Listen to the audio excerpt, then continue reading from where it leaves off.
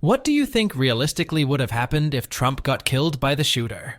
I would still have to go to work Monday.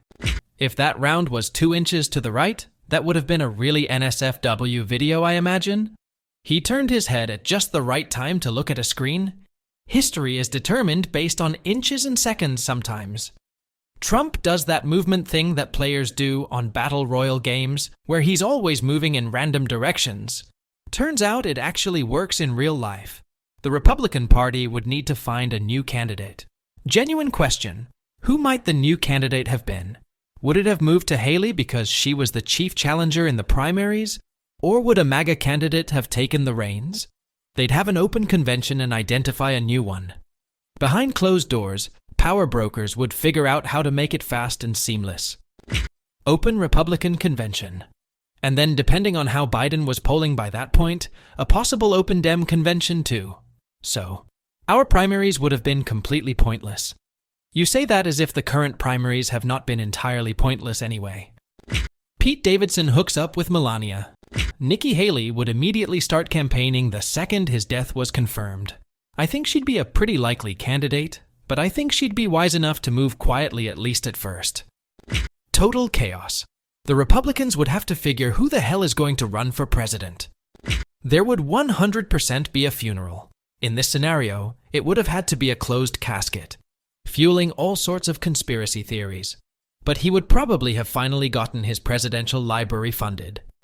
He would have been a martyr for the MAGA cause, and likely left a power vacuum, which would have either replaced him with a more moderate Republican candidate or a far worse nationalist. Also, probably retaliation violence. Shit, I'm worried that's still gonna happen.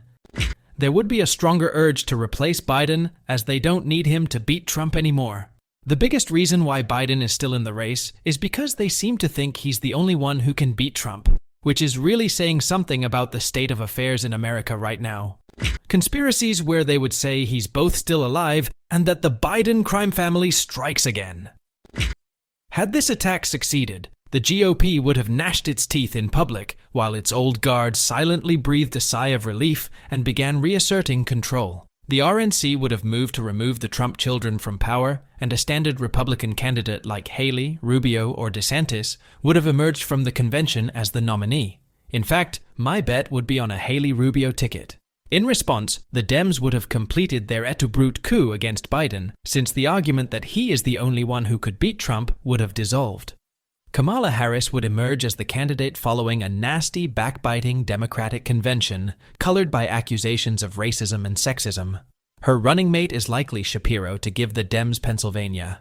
In a very close election, Haley wins the presidency after a hasty debate in which she clearly defeats Kamala, and America gets its first female president. Kamala would win Pennsylvania closely, but lose every other Rust Belt state, plus Florida and Nevada. The Trump influence fades back into the subtextual woodwork of right-wing thought, as it has before, after the likes of Forbes, McCarthy, and Huey P. Long. All of which is enough to give conspiracy theorists on both sides plenty of ammo to fuel their crazy theories. The reality is, this was a symptom of America's mass shooting culture, perpetrated by the exact same archetypal young isolated white male as every other mass shooting. He will certainly have used an AR that he likely was wearing the barrel out of at the range in recent weeks.